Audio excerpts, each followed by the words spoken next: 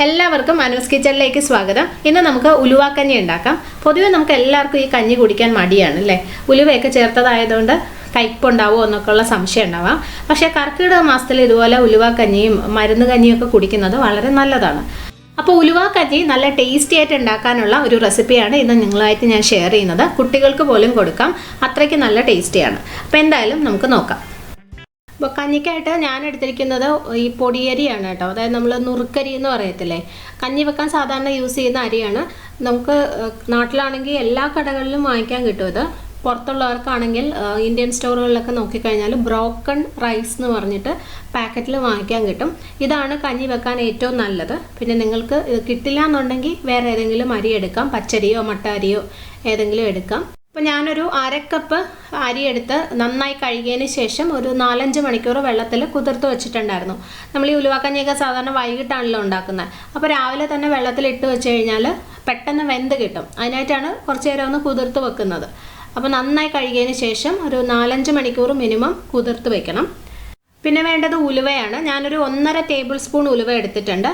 1.5 table spoon എന്ന് വെച്ചാൽ വലിയ സ്പൂണാണ് കേട്ടോ. ഉലുവയും നമ്മൾ അരി കുതിർത്ത പോലെ തന്നെ നന്നായിട്ട് കഴുകിയതിന് ശേഷം ഒരു 4-5 മണിക്കൂർ കുതിർത്ത് വെക്കണം. പിന്നെ ഉലുവ കൂടുതൽ ചേർക്കുമ്പം കഞ്ഞിക്ക് കയ്പ് വരുമെന്നുള്ള സംശയം വേണ്ട, കയ്പൊന്നും ഉണ്ടാവത്തില്ല. ഉലുവക്കഞ്ഞിയല്ലേ, അപ്പോൾ അതിൻ്റെ നല്ല ഒരു സ്ട്രോങ് ആയിട്ടുള്ള ഫ്ലേവർ ഉണ്ടാവും, അത്രേ ഉള്ളൂ. പിന്നെ നിങ്ങളുടെ ഇഷ്ടം പോലെ വേണമെങ്കിൽ ഒരല്പം കുറയ്ക്കുകയൊക്കെ ചെയ്യാം. 1 ടേബിൾ സ്പൂണൊക്കെ ചേർത്താലും മതി. പിന്നെ ഉലുവക്കഞ്ഞി ആകുമ്പം അതിൻ്റെ ശരിക്കുള്ള ഗുണം കിട്ടണമെങ്കിൽ ഇത്രയും ചേർക്കുന്നതാണ് നല്ലത്. ഒരു കാര്യം പ്രത്യേകം ശ്രദ്ധിക്കണം, ഇത് കുതിർത്തതിന് ശേഷം മാത്രമേ ചേർക്കാവുള്ളൂ, അതുപോലെ ചേർക്കരുത്, കയ്പ് വരും.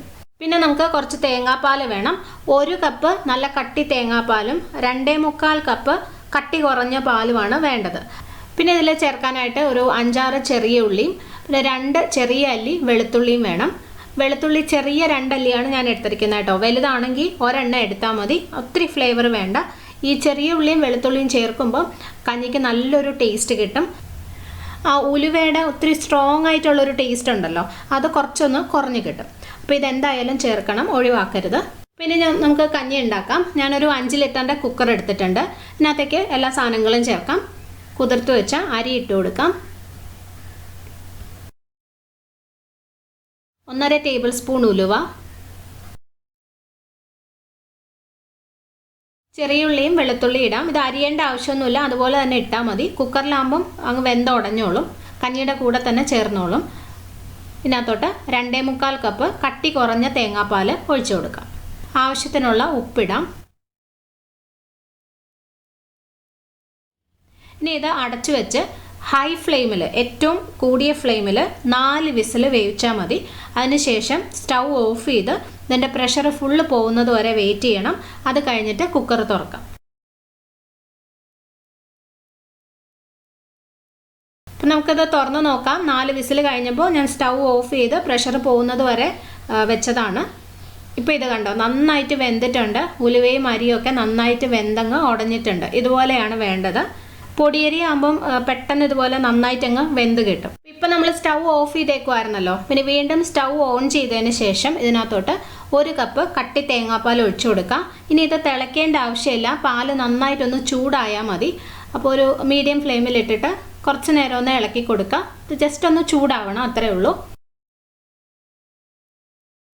ഇതിപ്പോൾ റെഡി ആയിട്ടുണ്ട്, പാല് നന്നായിട്ട് ചൂടായിട്ടുണ്ട്. ഇത്രയും മതി. കഞ്ഞി ഇതിൽ കൂടുതൽ വറ്റണ്ട കേട്ടോ, കുറുകൊന്നും ചെയ്യരുത്. അപ്പോൾ ഇത് നമുക്ക് അങ്ങോട്ട് മാറ്റി വയ്ക്കാം. ഇതിനകത്ത് ഇനി 2-3 സാധനങ്ങളും കൂടി ചേർക്കാനുണ്ട് കേട്ടോ, ഒരു സ്പെഷ്യൽ ടേസ്റ്റിനായിട്ട്. അപ്പോൾ ഇതങ്ങോട്ട് മാറ്റി വയ്ക്കാം.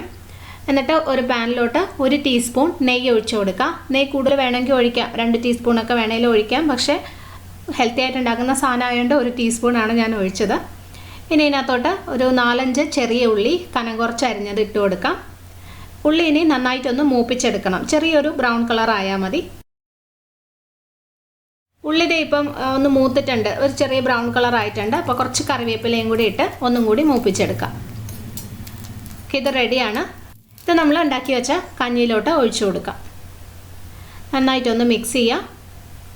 ഇത്രയേ ഉള്ളൂ, ഉലുവ കഞ്ഞി റെഡി. നിങ്ങളിത് എന്തായാലും ഒന്ന് ട്രൈ ചെയ്ത് നോക്കണം കേട്ടോ. ഞാൻ പറഞ്ഞല്ലോ, എല്ലാവർക്കും ഇഷ്ടമല്ല ഉലുവക്കഞ്ഞി കുടിക്കാൻ. പക്ഷേ ഇത് നിങ്ങൾ ഉണ്ടാക്കി നോക്കൂ, ഉറപ്പായിട്ട് ഇഷ്ടമാവും. ഒട്ടും തന്നെ ആ ഉലുവയുടെ കയ്പ് ഒന്നും ഉണ്ടാവത്തില്ല, നല്ല ടേസ്റ്റും ഉണ്ടാവും.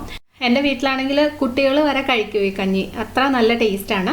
പിന്നെ എന്തായാലും നിങ്ങൾ ട്രൈ ചെയ്തിട്ട് അഭിപ്രായം പറയണം. ഇഷ്ടപ്പെടുവാണെങ്കിൽ നിങ്ങളുടെ ഫ്രണ്ട്സുമായിട്ടും ഫാമിലിയായിട്ടൊക്കെ ഷെയർ ചെയ്യണം കേട്ടോ. കർക്കിടകമാണല്ലോ, എല്ലാവരും ഇങ്ങനത്തെ കഞ്ഞിയൊക്കെ ഉണ്ടാക്കി കുടിക്കുന്ന സമയമാണ്. അപ്പോൾ എന്തായാലും ഷെയർ ചെയ്യാൻ മറക്കല്ലേ. പിന്നെ ഇതുവരെ നിങ്ങൾ സബ്സ്ക്രൈബ് ചെയ്തിട്ടില്ലെങ്കിൽ പ്ലീസ് ചെയ്യാനും മറക്കല്ലേ. അപ്പോൾ ഇനി നമുക്ക് അടുത്തൊരു നല്ല റെസിപ്പി ആയിട്ട് വീണ്ടും കാണാം. Bye. Thank you for watching.